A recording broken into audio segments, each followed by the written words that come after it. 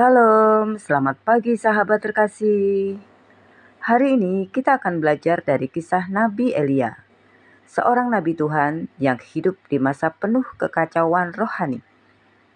Melalui firman Tuhan hari ini, kita akan melihat bahwa Tuhan tidak pernah kehabisan cara untuk memelihara hidup anak-anaknya. Mari kita membaca firman Tuhan dari 1 Raja-Raja 17 ayat 1 sampai 6. Elia di tepi sungai Kerit. Lalu berkatalah Elia orang Tisbe dari Tisbe Gilead kepada Ahab, "Demi Tuhan yang hidup, Allah Israel yang kulayani, sesungguhnya tidak akan ada embun atau hujan pada tahun-tahun ini, kecuali kalau kukatakan." Kemudian datanglah firman Tuhan kepadanya, "Pergilah dari sini, berjalanlah ke timur, dan bersembunyilah di tepi sungai Kerit di sebelah timur sungai Yordan. Engkau dapat minum dari sungai itu, dan burung-burung gagak telah kuperintahkan untuk memberi makan engkau di sana." Lalu ia pergi dan ia melakukan seperti firman Tuhan. Ia pergi dan diam di tepi sungai Kerit di sebelah timur sungai Yordan. Pada waktu pagi dan petang, burung-burung gagak membawa roti dan daging kepadanya, dan ia minum dari sungai itu.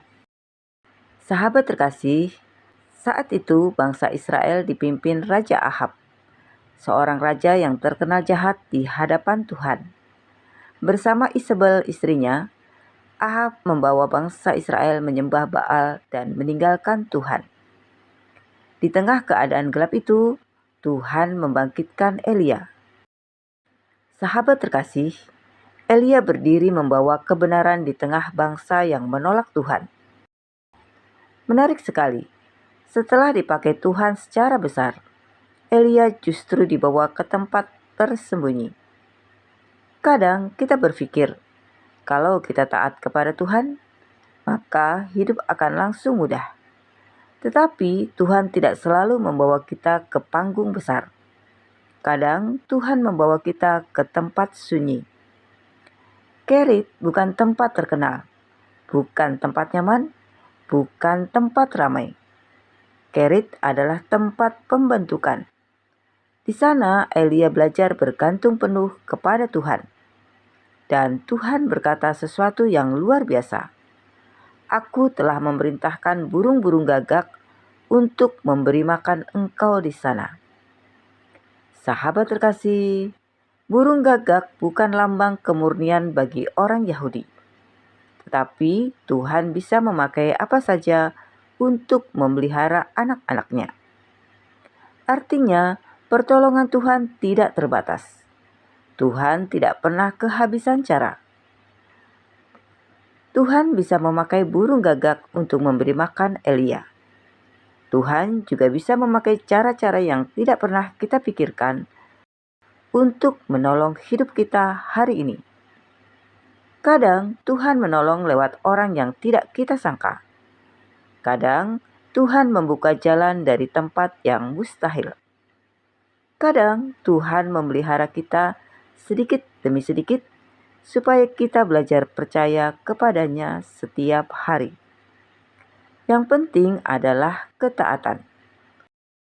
Elia taat sebelum melihat mujizat, dan itulah iman.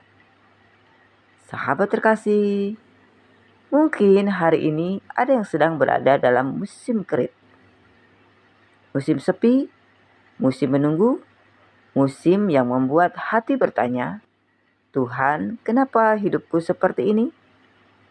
Mungkin usaha sedang sulit. Mungkin pekerjaan belum jelas. Mungkin ada doa yang belum dijawab. Mungkin hati sedang lelah. Tapi mari kita ingat satu hal. Kalau Tuhan menempatkan kita di Kerit, Tuhan juga sanggup memelihara kita di sana. Sahabat terkasih, ada seorang pria bernama Adam. Usianya 45 tahun. Selama hampir 15 tahun, ia bekerja di sebuah toko bangunan besar di kotanya. Adam bukan orang kaya, tetapi hidupnya cukup. Ia bisa membayar sekolah anak-anaknya, membantu orang tuanya, dan tetap melayani di gereja dekat rumahnya. Setiap pagi, Adam selalu berdoa sebelum berangkat kerja.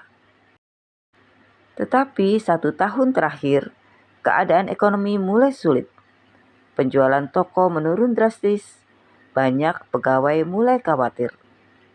Sampai suatu hari, pemilik toko memanggil beberapa karyawan, termasuk Adam.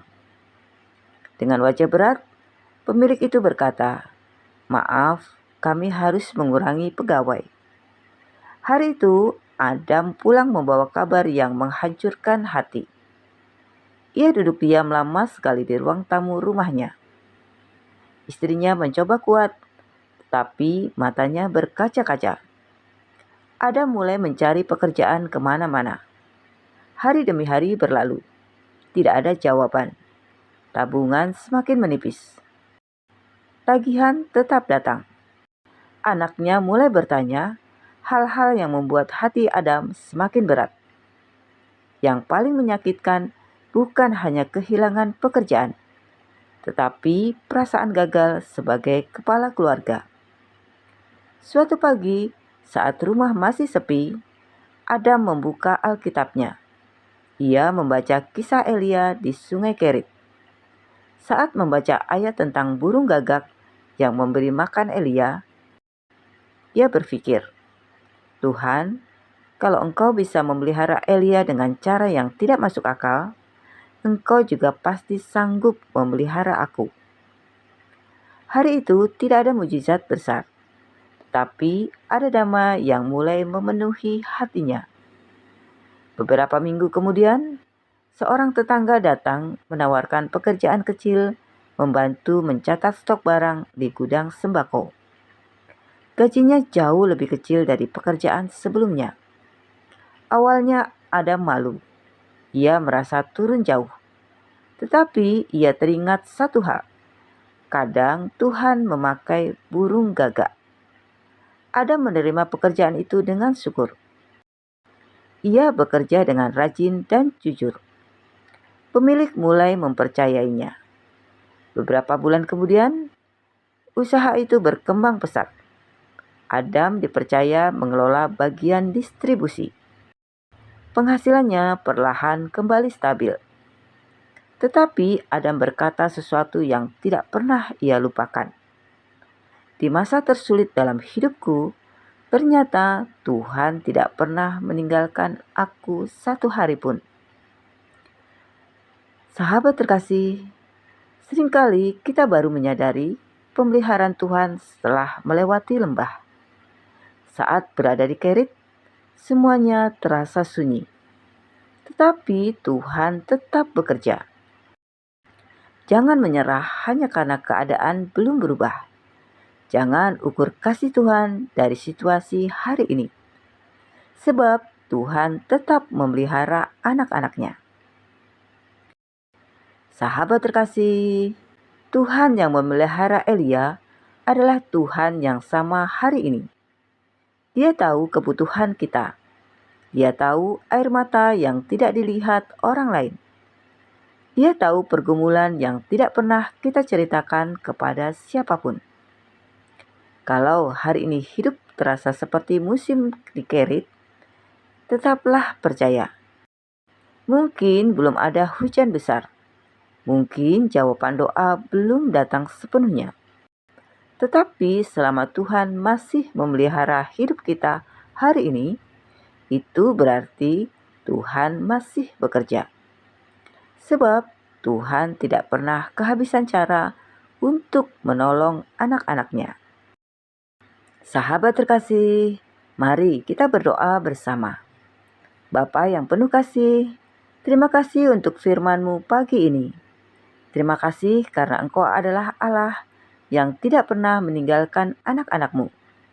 Bahkan saat kami berada dalam musim sulit, musim sepi, dan musim menunggu, Engkau tetap bekerja memelihara hidup kami. Bapa, kuatkan kami untuk menghadapi hari ini.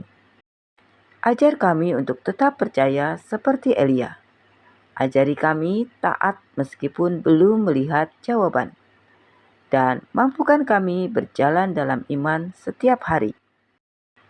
Bapa, kami percaya Engkau tidak pernah kehabisan cara untuk menolong hidup kami. Berkati pekerjaan kami, keluarga kami, kesehatan kami, dan langkah kami sepanjang hari ini.